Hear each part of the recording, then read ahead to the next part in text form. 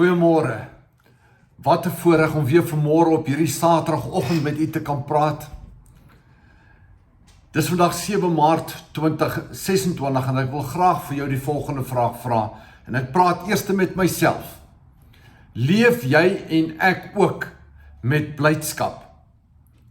Nou weet ek, jy sal vir my sê, Pieter, maar dit gaan nie elke dag so maklik nie. Ons het maar ons ups en ons downs, soos die Engelsman sal sê. Dit mag so wees, en dit intendeel, dit is so. Dit gaan nie elke dag maklik nie. Maar die Here verwag nog steeds van jou en van my, en dit bly ons keuse, om 'n joy, 'n gelukkigheid in ons hart te hê. As ons in Nehemia 8 gaan lees, dan lees ons daar in die eerste verse hoe die volk van Israel daar op die plein voor die waterpoort by mekaar gekom het en Esdra het vir hulle uit die wetboek uitgelees. En dan vers 11, net 'n gedeelte daarvan, wees dan nie bedroef nie. Bedroef, moenie treurig wees nie, sê die verklarende woordeboek.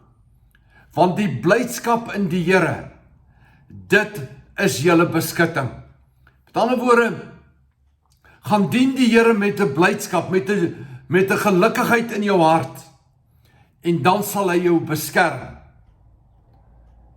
En ek wil my herhaal, dis nie elke dag maklik nie, inteendeel nêrens in die Bybel lees ons dat dit maklik sal gaan nie. Jy sien, liewe mens, 1 Johannes 5:19 sê duidelik vir ons dat die hele wêreld lê in die mag van die bose. Hy het nie jou en my toestemming nodig om ons aan te val nie. Aanval sal hy ons aanval. Maar dan sê Lukas 10:19, die Here het vir jou en vir my die krag gegee om op slange en op skorpioene te trap. Hy het vir ons die mag oor die vyand gegee. Ek en jy het nie nodig om daar in 'n gat te gaan sit nie, in sak en as elke dag nie. Inteendeel, jy sien, ek het 'n gesê ding, en ek weet dit maak in sekere opsigte nie sin nie. Maar ek en jy moet eers ons gesindheid verander, dan sal die Here ons omstandighede verander. Liewe mense, dit bly 'n keuse, en ek en jy kan. Ons moet net volhard daarmee. En dan sê hy vir ons in Psalm 105 vers 3, beroem julle in sy heilige naam. Laat die hart van die wat die Here soek bly wees. Nou as ons sy heilige naam moet beroem, as ek dit so kan uitdruk, met ander woorde, ek en jy moet lof en eer bring. Ons moet vir hom dankie sê 24/7, selfs vir daardie negatiewe dinge wat oor jou pad kom. Die aanvalle van die Satan. Want die Here sê in 1 Korintiërs 10 vers 13, hy sal toelaat dat ons versoek word, maar daarmee saam sal hy vir ons die uitkoms gee. Ja, dit is nie maklik nie, liewe mense, ek weet dat dit nie maklik is nie. Maar dit bly nog jou en my persoonlike keuse. As ons in Psalm 105 vers 4 gaan lees, vra na die Here en sy sterkte, soek sy aangesig altyd deur. Dit klink vir my soos 24/7. Dis wat jy en ek moet doen. Ons moet sy aangesig gaan soek, ongeag die aanvalle op ons.